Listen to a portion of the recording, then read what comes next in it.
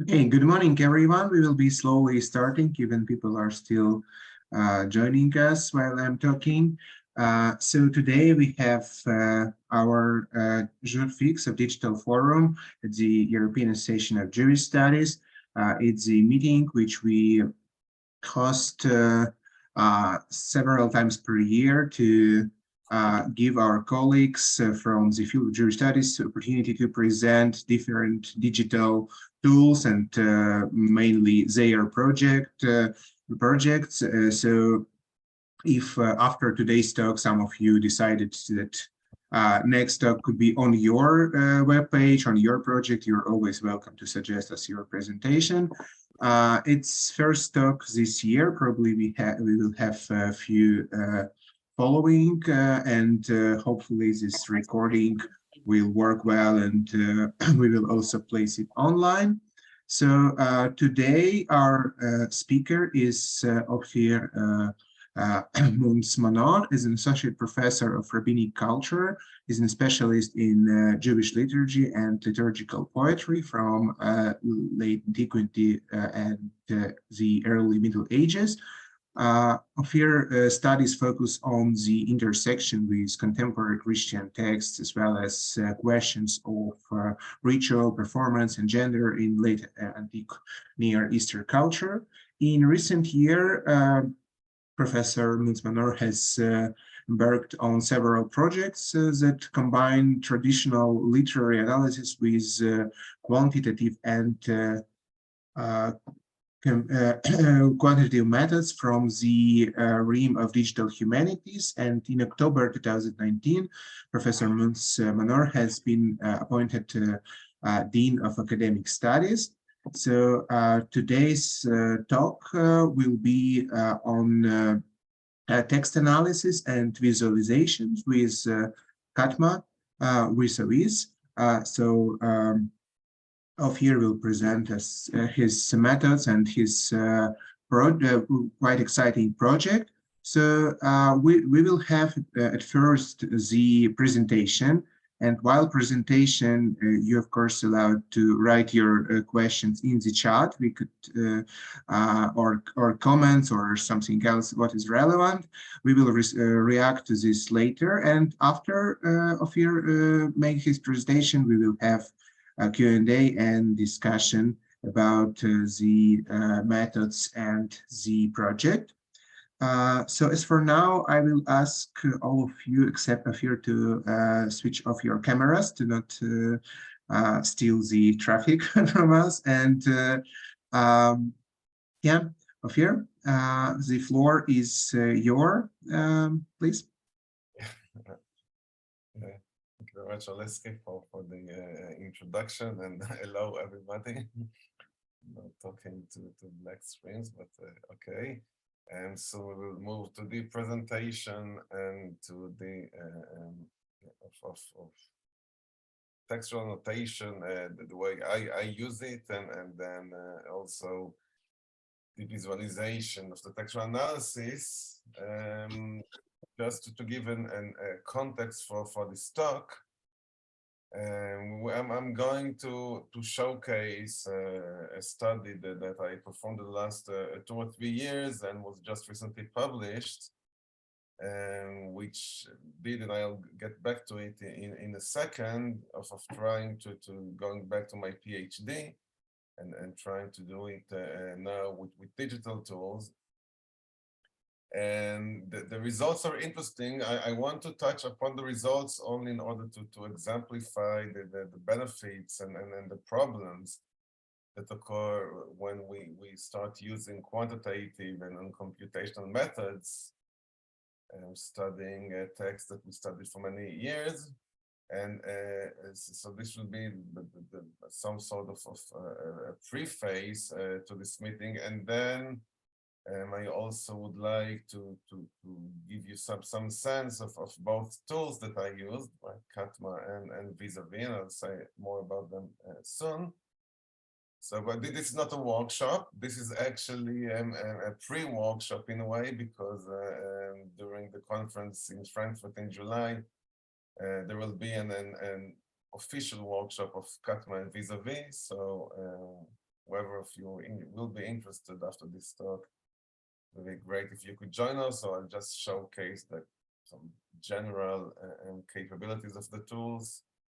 And of course, as was mentioned, I look forward very much to hearing your comments and questions during this presentation. So please, yes, use the chat in order to ask them, because this is not, as I said before, not a formal lecture, but rather a gathering, I will say. So I'm going first to share my screen and my presentation. Just let me know that you see it. Yeah, it works. Yeah, okay. So just go to the chat here.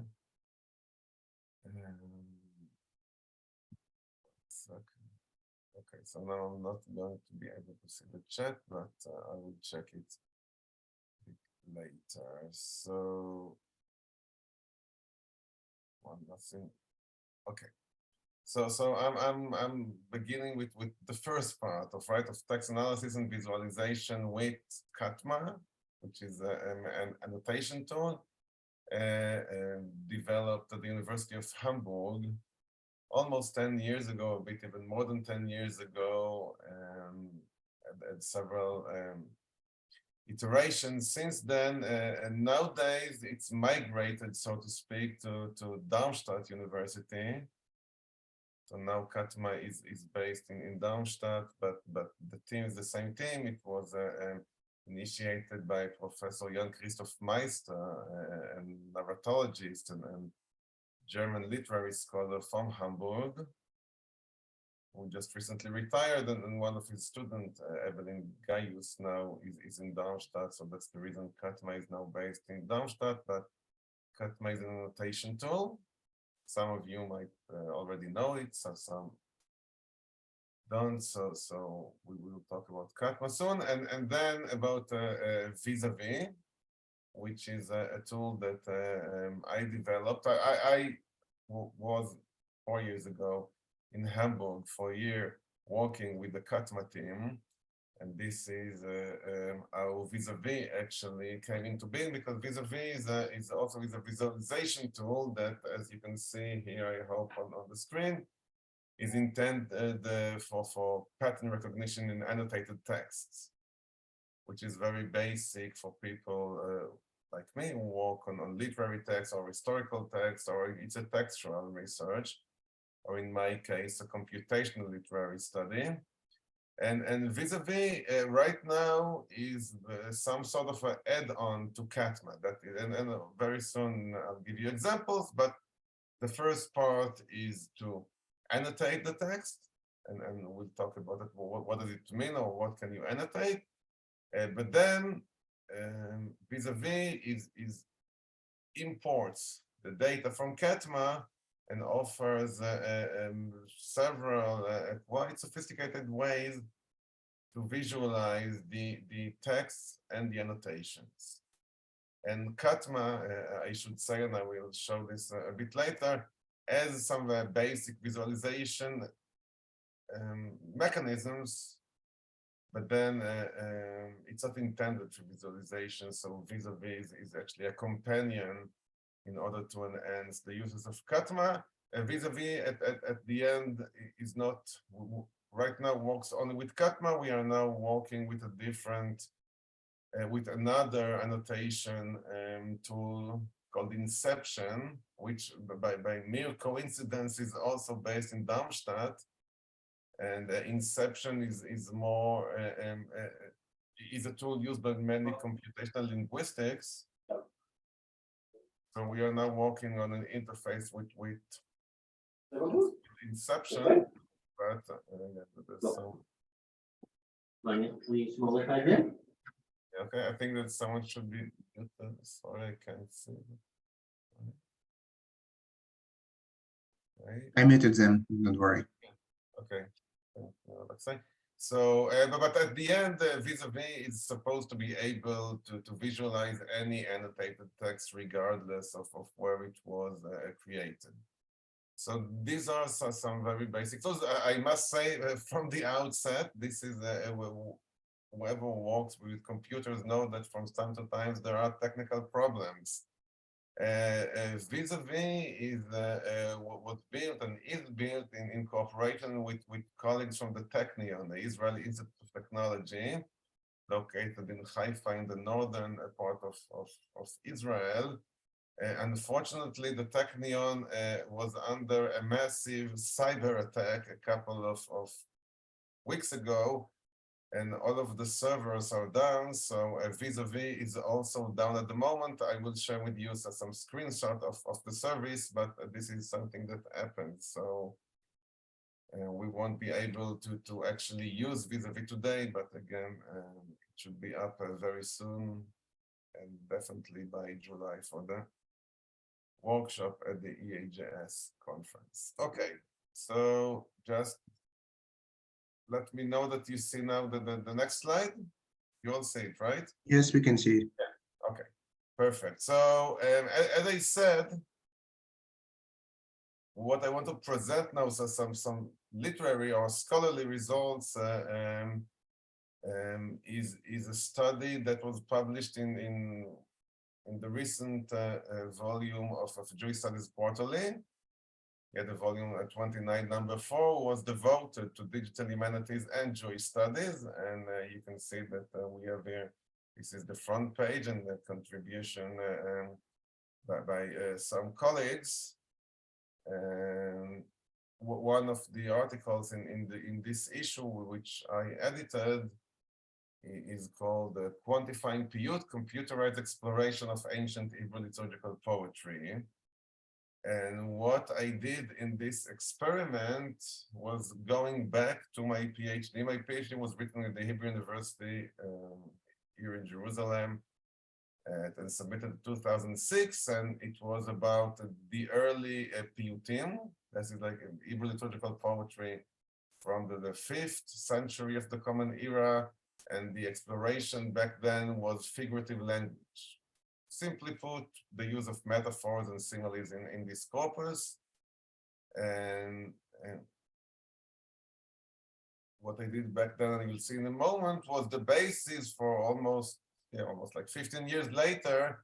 I just took all my database, as it were. I had prints out of Piyutim and just put everything into CATMA in order to see what will happen if I study the same question, but now with also computational tools and quantitative approaches. And this is what this article at the JSQ described this experiment and the results. So some things about the method and the results. So here where you can see actually on the left-hand side of my screen, this is a screenshot of my corpus back then, right? This is a specific piyut for Yom Kippur, Ten Teila La'el Me'ulal.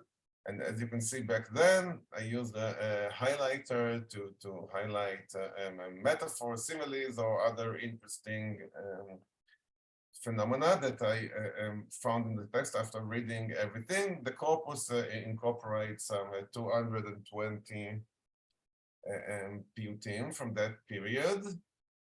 And you can also see why CATMA became very intuitive to me, because we see here a screenshot from CATMA, and it's literally the same. We have the text and we have the annotations in different colors to annotate different literary phenomena.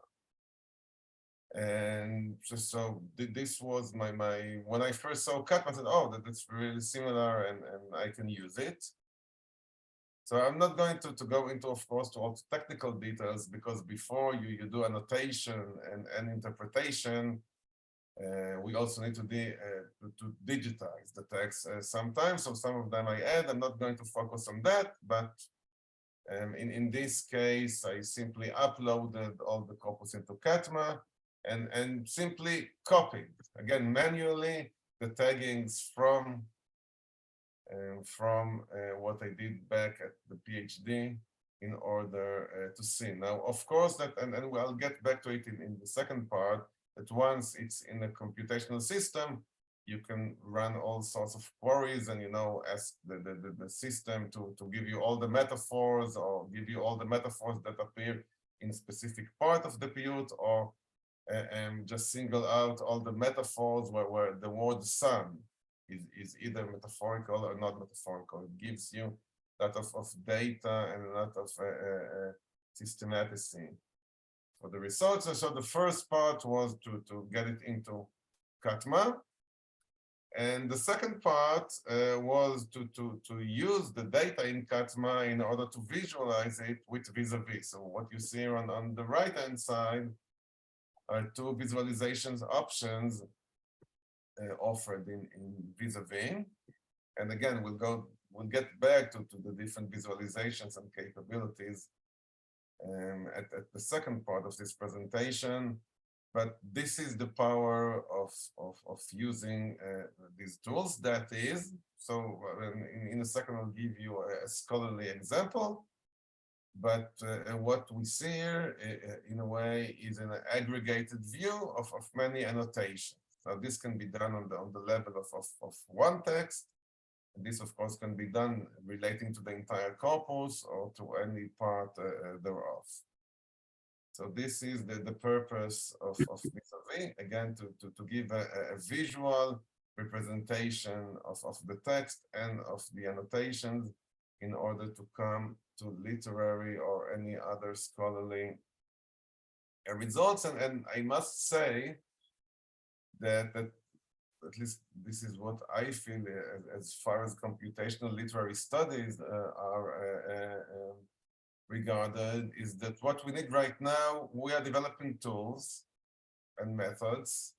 What we still missing in many fields within Jewish studies or generally is concrete studies that actually exemplify what can we do with that in a scholarly sense, but in a technical sense, right? I can produce, believe me, very interesting and intriguing visualization. The question is first, what does it mean? And secondly, does this new perspective or new tools or new approaches actually, in what ways do they support our research as researchers in the humanities? So, and this is one of the purposes of this volume, is to showcase results, as it were, and this is for me the biggest challenge for the next coming years for again, whatever we call it, digital humanities, computational literary studies, or any other term, that is how to actually incorporate those digital methods and quantitative methods into our toolkit. So just to give and one example of what I was able to do with that, and these are captions from the article, and what something about this visualization. What we have here, right? It's some sort of, it's called a stacked a chart, and it shows the distribution of a phenomena, in this case, metaphors and similes in the text. Now and we have like on the x axis, and we have the continuation, we might call, of the piyut or the text or any other text. So the left hand side of the x-axis is the beginning of the text, and the most right hand side is the end of the text. So we can see what is happening during the development of the text. So if we see a phenomenon at one point, this is the point in text. So if we look from the left to the right on the x-axis, we can see what happens, what is the dynamic of a specific phenomenon in the text. So this is the x-axis, and the y-axis is the number of times this phenomenon occur in each segment. So and what we see are different. Yes, I'm almost 10 piyutim of a specific kind, This is perhaps one of the most famous kinds in late antique piyut, the so-called Seder Avodah, the order of sacrifice. These are a very lengthy piyutim from Yom Kippur for the Day of Atonement. And they describe at first the creation of the world and then the first generations. And at one point, they move to describe the high priest and sacrificial rituals in the temple. And this is a very interesting genre. And by playing with the tool, right, after all the annotations were there, I looked not only here, but this is a place where I could see actually a change of trying to look for some patterns within this piyutim.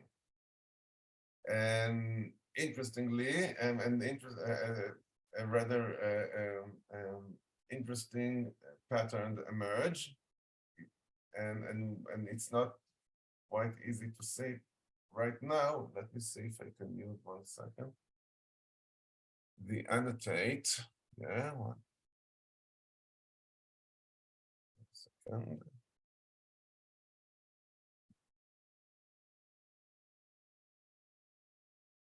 No, sorry. Okay, now try to 1 second. Do you see the wait? No, we don't see Oh, your you know, screen now. just I'm going to show it again. Yeah, for some reason. Now you see. Wait. Now you see it again, correct? Yes. Okay. Sorry, I just wanted to use 1 second.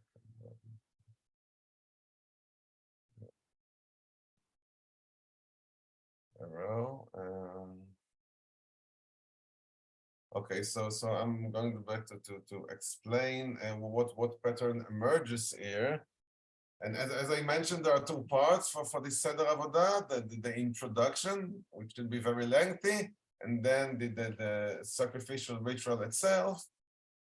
And we see here, and again, 10 poems that have some chronology, and I'll go back to that in a second. But what emerged from almost all of them is a very interesting pattern. And again, what we see here is metaphors, similes, and what we call epithets. Epithets is a specific literary phenomenon in piyut, whereas instead of saying something, you call it in a different name, right? So instead of saying Moses, for example, you can say the one who climbed Mount Sinai. And then the Paitanim, the poets, really like this kind of not calling the thing in its proper name. Now, this is not always a metaphor. So if you describe Moses as climbed Mount Sinai, it's more of a periphrastic description of something he actually did. So it's not a metaphor, but if you call, for example, the people of Israel a road, yeah, like, because you're using the imagery of the Song of Songs, and this is very common to call Israel a rose or any other flower for that matter. It's already a metaphor. So, but in some what we see are the summits or the changes in the frequency of figurative language in general along the line of the piyut, and quite interestingly, what happened is that once we move from the introductory part of the poem to the ritual sacrifice itself, there is a decline in the usage of metaphors. So if you go to the right-hand side of most of these piyutim, you can see there is a drop, sometimes a very drastic drop in the usage of metaphors.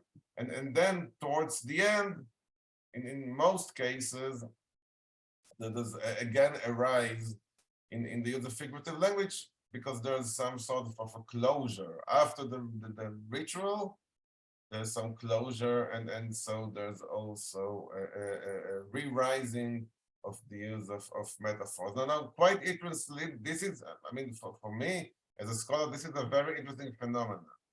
This phenomenon went almost overlooked in research and also in my PhD. Actually, there is a footnote in my PhD where I said, well, perhaps there is some relation between the content of this PU team and the figurative language, but actually I didn't go further than this and didn't really realize how important this phenomenon is. So this is some sort of an example that if today, I would use this tool and write a dissertation, there would definitely be at least, I don't know if a chapter, but at least a lengthy discussion of this pattern. And this is for me and very good examples of what you can do when you look from the distance, as it were, on such a phenomenon. But interesting, so this is a very good example for that, I think. And more interestingly, which brought about a new project now I'm doing, is that actually there is only one outlier in this pattern. And again, it's you can go back to the article and see it, but the piyut on the right hand side at the bottom, the asbe and kol, is very, again, within the Sidra Avoda, a very famous piyut and very much disputed, because some think that this is one of the earliest piyutim, whereas the other thing is it's a very late piyut.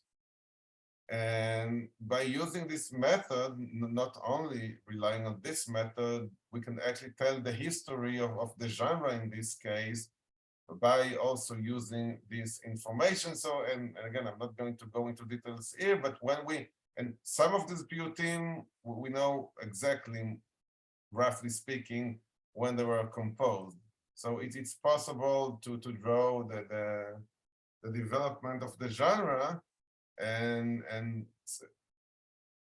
according to this, and asbe and kol stands out because asbe and kol is actually at the transition from the introduction to the ritual part. Actually, the figurative language is on the rise. So this is completely unlike all the other examples. Now, this in itself doesn't prove anything, but since this phenomenon came to being, I started, and now I'm analyzing later Sidra Avoda, because Sidra Avoda were also written in the Middle Ages, for example, in Al-Andalus by people like Shlomo Ibn Gabirol. And what emerges is that actually this phenomenon of a change, a poetic change, the use of metaphors also in the ritual part is a part of a historical and literary historical continuum. So in that sense, after I finish this project, there might be another point or another claim for those who say that asbe and kol, for example, is later. Because again, when we analyze from this perspective, the development of the genre, we can fit this in. So this is one example of how, again, a distant visualization can reveal, in this case, literary phenomenon that we weren't able to see before that, or it will be very hard to see before that. Okay, let me stop the share for a second, because this is the point where I want to go say something about CATMA. And let's see, I think that if there are questions right now, if that's okay, maybe I'll take some of them, because right now I have no idea whether everything is crystal clear or you're completely lost. So I think that if there are questions, I'll wait for a minute or two, and I think you can use the chat, but perhaps also you can just simply ask the answer. So let me just make sure that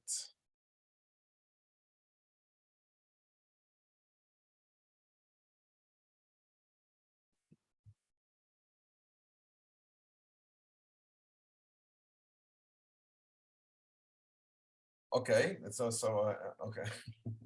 Okay. Yeah, there is question in the chat. Yeah, Do you see it? now I see. Yes, so hi, Andrea. Yeah, the two different layers in this specification again were the metaphors, the similes, and those epithets that I mentioned. But again, for the sake of clarity, I'll call it a figurative language. Again, in of course in the study itself there are different differentiations, but these were the chunks were like a lot of figurative language. So and again, whoever is interested can go to the article and then get a deeper view. Yeah. Okay, so it seems that we are on more or less on a stable ground, so to speak. So what I would like to do now, let's see that we are. Is to go a bit more into the background of this project, and of course one of the purposes of this presentation is to showcase and persuade, so to speak, you that you might also find it useful to use textual annotations and then be able to use them, whatever. It doesn't really matter what kind of research you do, as long as it has to do with texts. And I can share with you that I taught for the last 2 years a master's seminars on using digital tools, and naturally CATMA and vis-à-vis played a major role. And this was in the context of a master program in history, and the students really got to do very interesting assignments, some of them also seminar papers, and some even write the now master thesis using these tools. So it really doesn't matter what kind of text you are researching. And now and this actually is a good segue to CATMA. So just confirm that you see my screen with CATMA. Someone. Yes, it's visible. Okay. Perfect. So this is the interface of CATMA. I'll say a few things in a second, but before that, and then I'm using, as you see, this is actually part of the same, excuse me, corpus that I used for this research.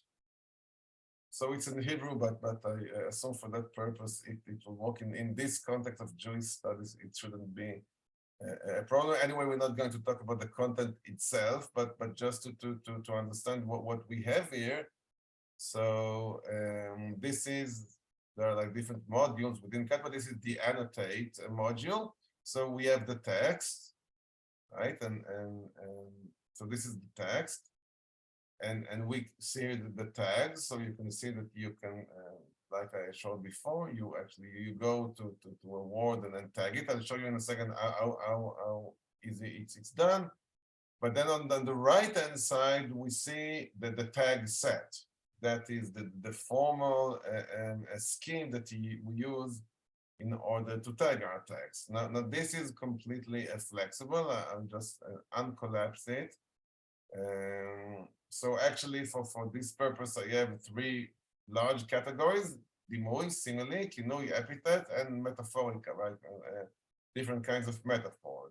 So I can choose and I can read the text, of course, and then and let's say pick a word and then decide that I want to annotate it.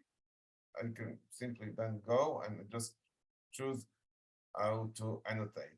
Right, I'm not going to do it, and again, there will be a workshop, and there are like tutorials on the CATMA website, but it's very straightforward. One thing that I would like to single out is that, of course, that we can have subcategories. So, for example, under metaphorica, I have different sorts of metaphors, like a synecdoche, a metaphor, a metonymy, or personification. And of course, that in this case, we don't have them, but it can be a very sophisticated tree, and this tree, this tag set, is totally definable by the user. And there's no, you can build whatever tag set you would like, and it's also a non-dogmatic in the sense that you can keep editing it and adding levels or deleting levels on the go. And whoever ever used text annotation knows that okay, we decide on something. This is a very crucial part, to decide what actually are we looking for and what tags, what formal tags are we going to use. But every so often, once we start annotating, we realize that we have to make amendments also to the tag sets, and this is a very easily done within CATMA. So this is one thing I wanted to stress. Another thing that I want to throw into the discussion, and is also very interesting, and is the ability to use or to have annotations by different annotators to the same texts. In some projects, this is very meaningful. In others, it's not. For my PhD, you know, I was only interested in the way I interpret the text and see the metaphors. But metaphors, on the other hand, is it's very easy to understand that the very definition and identification, as it were, of metaphors is highly subjective and interpretative. So actually, I'm now running a new project of using other annotators and try to see that there is a term inside mostly computational linguistics called inter-annotator agreement. Right? This is a very interesting to see how different people annotate the same text, the same phenomenon, because we can look for the place where they agree, but sometimes more interestingly where they disagree. And again, from these disagreements, conclusions can be made, not necessarily about the historical text, but also about the very nature of the phenomenon. So, and this is well supported, and this also works very well with students. For example, right now you see only my annotations, but I can just bring up, open this pen, and again, there is a collaborator by the name of Shani, so it's Tiyug Shani, not Tiyug Shani. Someone's called Shani Poker who works with me, and now and now we can see and of course the way we do it in this project, that each one of us is annotating independently. That when Shani is annotating the text, she doesn't see my annotations. Excuse me. So this is also very useful in many contexts. Now, before I will go to vis-à-vis, so this is very basically put is the interface of CATMA. We can analyze the text, and I want to say like a couple of minutes about this analysis, and then we move to vis-à-vis, and then to the Q&A. So as I said, there are some very basic visualization here, like a word cloud you can see, but what is more sometimes important is all sorts of queries. So for example, so this is a very basic query just to get all the words in the corpus, and I can set it according to the frequency. So we can see what is the most common word and what is the less common word, and just go like that. Well, we can do with that, and I did this also, and I exemplified this in the paper that I mentioned in JSQ, is we can export data from here and then do, for example, for some spreadsheet, and then try to look for things. So for example, I can build a query to get only the metaphorical words and the non-metaphorical words, and then I can, for example,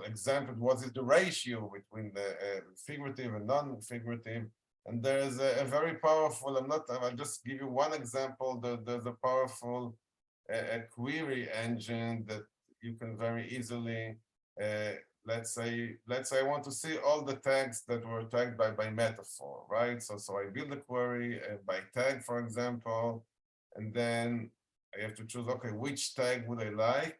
See, let's say I want to see all the similes, okay? So this is very basic, and okay, and it runs the query, and now similes are. This is one of the revelation of this business. Similes are very unusual in Piyut. So you see there are like 7 cases of similes in this specific corpus. You can see in Hebrew it's very easy to determine because there's almost always kaf, kech, hagavim, kel, lapid, mazir. But of course you can take and ask for a query for dimuy, plus a specific word, or in specific many other specific cases, and then you can export it and come to all sorts of conclusions. And this is, by the way, not a visualization part, but rather just using a quantitative approach to those texts. And again, in the article I mentioned, there are some examples of using those sorts of queries and grouping and building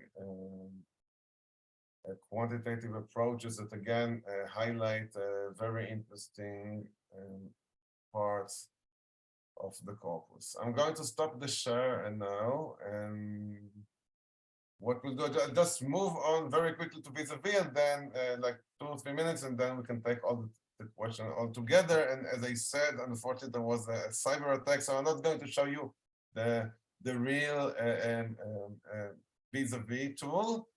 And I'm not even going to give you the link now because it is, as I said, changing, but it should be up soon. So I'm just going to use some screenshots of vis-à-vis, and vis-à-vis is what so you, and again you see my presentation, correct? You see? Yes, we can see it. Yeah, okay, thank you. So this is the more or less the import manager of vis-à-vis. Again, you can call up and you use, again, whoever will come to the workshop in Frankfurt will see, and you connect, as it were, the vis-à-vis and your CATMA corpora, and then you can just load. You see a list of the corpora, and you can just load it into the system. And once you load it into the system, you can also, you see a presentation of all the tags or the tag set that you have. And then also you can just call up some tags or all of the tags and then go on to visualization. So for example, one of the ways to visualize is the Gantt representation. Again, this is a bit like what we saw before. The left-hand side is the beginning of the text, the right-hand side is the end of the text, and we can see like different tags and where do they appear in the text. As you can see here on the right-hand side, you can see the actual text. So it's the text plus the annotations. And if you look at the examples, if I hover over a specific dimuy, for example, once more this, similarly, it's highlighted in the text. So the interaction between the text and the tags is very important for this sort of literary or textual analysis. And on the left-hand side, you can see the different text, and you can move between them and then compare. And we'll go back to this comparison in a second. The different sort of visualization we've already seen. This is the stacked area, and I cannot show you. This is interactive. So if I come here and click on dimuy, it will either make it on or off. So it's interactive. You can play with the different tags and look for something that is happening. Again, this shows us from left to right, the development of the chronological development of the text, as it were, from the beginning to the end, and then the number of annotations per segment. And here too, the text is presented at the right hand side. Another presentation is different altogether, but very powerful. In fact, it's not about the annotations in the text as in the specific place in text. This is an aggregation of the tags. So I can see, for example, which tags were used mostly, or for example, and again, this can be done on a specific text, as you see right here on the left-hand side, but it can be on the entire corpus.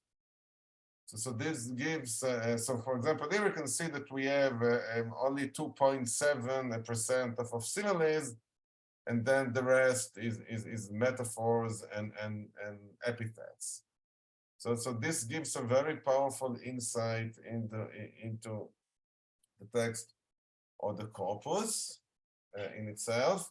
And there's another visualization called bubbles. It's also can show that the text from the beginning to the end, but also with the density of a specific text. Again, one text or many texts. And actually, one more thing that I don't have a screenshot, but it's already in the system. We also have a visualization of the tag set itself. That is, the tag set is something quite abstract, but here. And there is a very neat presentation of the tag set, the theoretical one, the general one, and then how it comes into being in every text. So this is something new that is already in the system. And one more thing that is in the system, but it's not on the screenshot, is the ability, if there are more than one annotator, you can actually see one by one, then also compare visually different annotations. And the last two things is the ability of putting together. This is one annotator, but even more than that.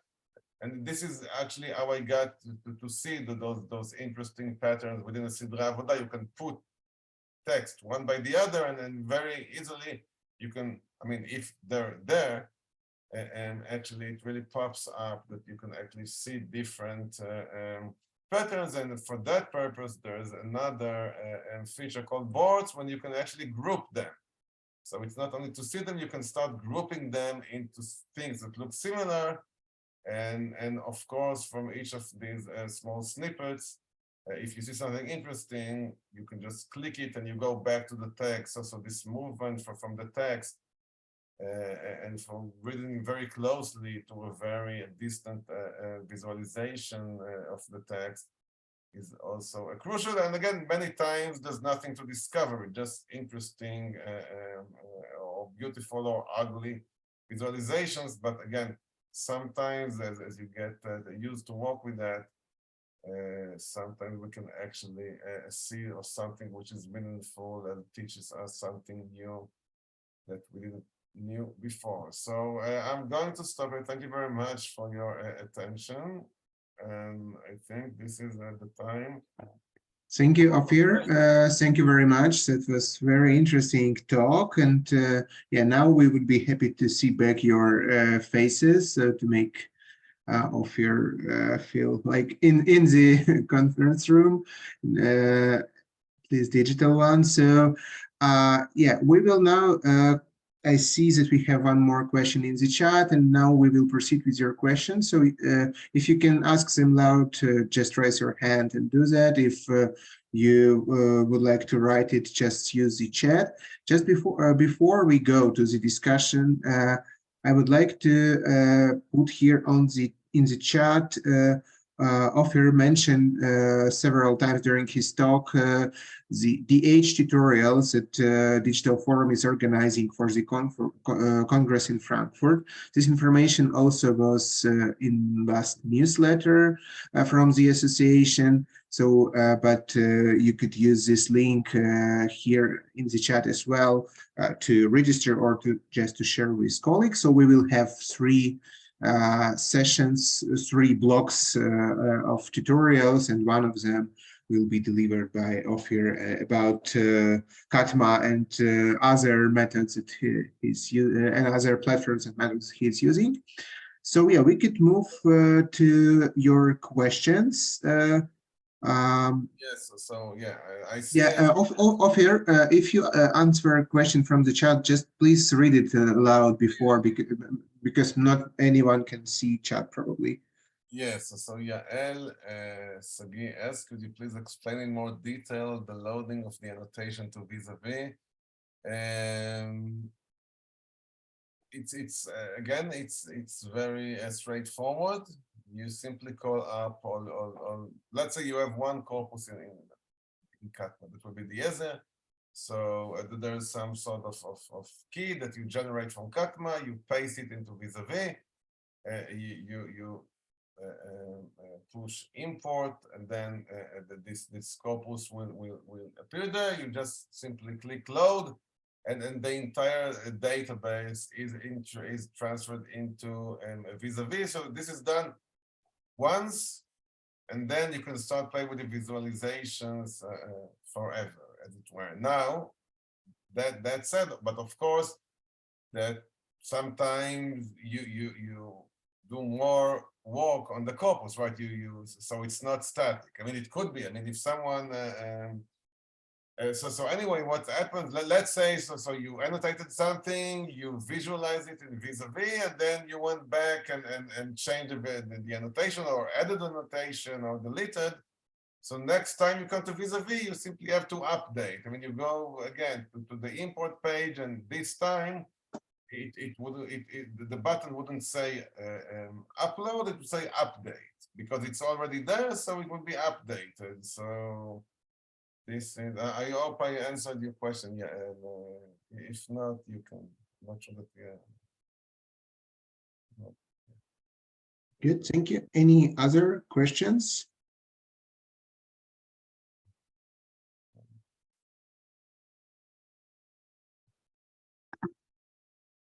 In the chat. Yeah, I see that Sinai. Yeah. Yeah. Yeah, I was wondering something of a meta question about the reception of the paper, or maybe the tool, if you can say something about the reception in the non-digital, anti-digital or pre-digital circles. I don't want to.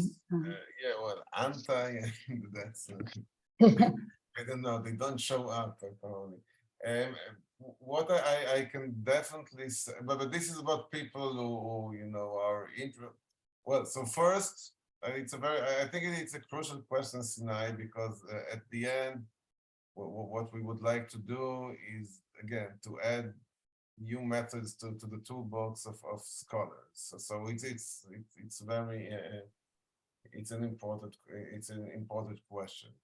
So in the case of vis-à-vis, so CATMA, which again is quite a long-standing tradition. So there are like hundreds of people who use CATMA in different contexts, right? It's very hard to tell exactly how much everyone is active, but it's relatively well known, especially within circles of literary scholarship. And so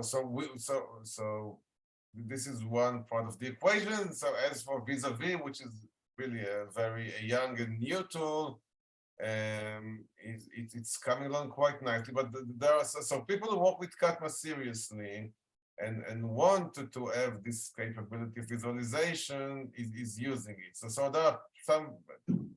I'm aware of like 10 people now in either in Israel, in Europe, in the US, who use vis-à-vis as part of their research project. And there's actually a master thesis that was already submitted in Ben-Gurion University, or I was very proud. There's already a screenshot from vis-à-vis in that master thesis. So it is coming along quite nicely. Again, I had a very good experience with students at the Open University. And again, and in this case, or they came to a course on digital methods in historical research. Okay, so again, so that, well, although some of them were anti at the beginning, and you know, when you start using it, they find it very, very useful, and they wrote some very, very interesting papers. So I do think I mean, this is one of the reasons that we run workshop together with CATMA. We do this in Frankfurt, actually.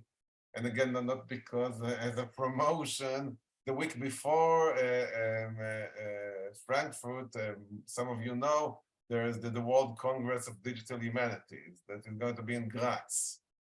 And we also have a workshop of CATMA and vis-à-vis. So we try to spread the word. And as I mentioned, this is one of the reasons I really now working hard to open up vis-à-vis to others, because Inception, for example, is used extensively by many scholars, especially of linguists. So I think once we set up the channel between Inception and vis-à-vis, we're going to see many more users. And again, we have to see if it works. As I said, we still have to see that something positive is coming out, but I think it's growing quite nicely so far.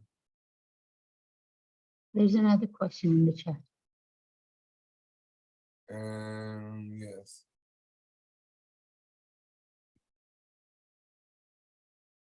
Compare text percentage to the I'm trying to well, I think that right now, no, it's actually quite, it's relatively easy to do that. This is, I mentioned, this is something I did manually, but it's very easy. You run 2 queries in CATMA and you get 2 numbers, and then you have to calculate the percentage. So at this point, vis-à-vis is more towards more, in a way, elaborate visualization, but we are thinking of adding some sort of like statistics in that sense. But again, it's you don't need vis-à-vis for that. It's you run 2 queries in CATMA, and then I did this as I said, I did this for many aspects of the corpus to see the percentage. So I hope this answers your question. Yeah, if I don't see other questions now, so maybe I will ask, because during your presentation you mentioned several times manual uploading of files and of information and manual transition of this information. So do you work somehow to on solving this, or on kind of suggesting something again, instead of this manual work? Because I mean, because now you are advertising for people to use CATMA for their projects, and probably someone could have much bigger databases to import. So what is the stand with this manual part of the analysis? Yeah, okay. So I just want to make sure that that's a great question, but let's just differentiate between two things. Are you asking about importing the text into CATMA, or about the annotation itself? Actually, both. You mentioned in both cases, but let's speak about annotation because it's more important. Yes, so right, because at the end, but by the way, let's say you have a corpus of that includes 100 texts. You can just drag and drop all of them all together to CATMA, so you don't have to do it one by one. So the point about importing or setting the basic corpus is again, I don't think we can call it manually. Yeah, you have just to import. So yeah, so this is I think with that it is not like a real problem.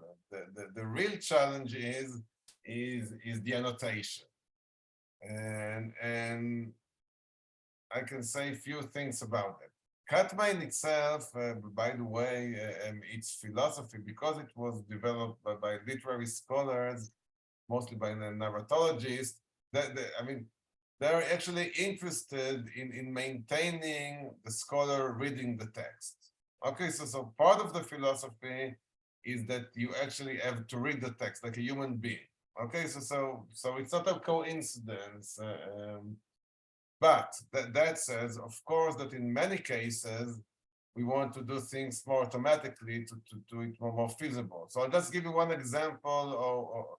Already now, even within CATMA, you can do what we call semi-automated tagging. So for example, let's say I want to tag the word, let's say I want to tag the word shemesh, sun, okay, in the entire corpus.